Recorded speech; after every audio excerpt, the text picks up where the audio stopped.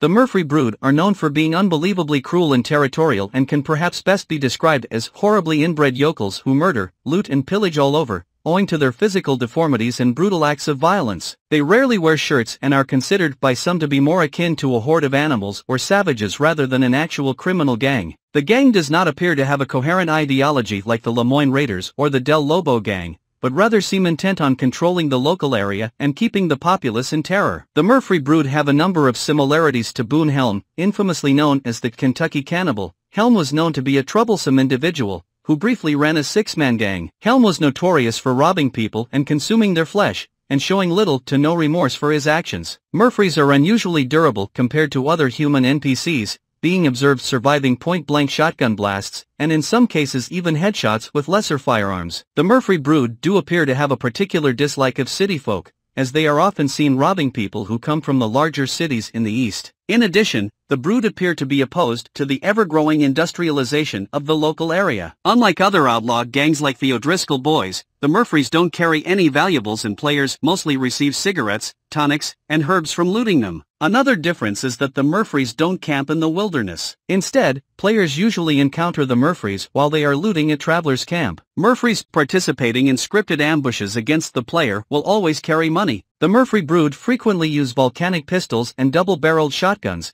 making close-quarters combat with them a very deadly prospect due to the damage they deal. The Murfree family first immigrated to the United States in the 1700s, moved to Roanoke Ridge sometime after, and lived a comfortable life. After the industrialization of the area, they were forced to seek seclusion in Beaver Hollow. It was here that they began their gradual descent into savagery, and by the year 1899 were known for brutally torturing, murdering and dismembering their victims as well as imprisoning women they captured before raping and torturing them, often for days on end before killing them. These horrible deeds made them feared all over the Roanoke Ridge area. Some groups of Murfrees have custom cattleman revolvers and double-barreled shotguns in blued steel with iron sights or trigger guards. They use a method called bluing, a passivation process in which steel is partially protected against rust using a black oxide coating. The Murfrees live in secluded areas and don't have money to buy gun oil to keep their weapons in good conditions. The Murfree Brood are quite similar to the Skinner brothers found in Tall Trees, West Elizabeth, owing to all three gangs' extreme brutality, savagery, and them being more like a band of crazed serial killers than a gang of outlaws. The first few times the player camps in Roanoke Ridge, they will be approached by Murfrees at their campsite, who will then attempt to intimidate them into staying away from the area. Any horses originally in the possession of the Murfrees will be covered in various wounds and other signs of mistreatment, suggesting they either do not care for their animals or that their cruel actions extend to more than just people. The Murfree Brood still survive after the fall of Beaver Hollow and often launch attacks against Arthur thereafter. This includes sending a flaming cart down upon him,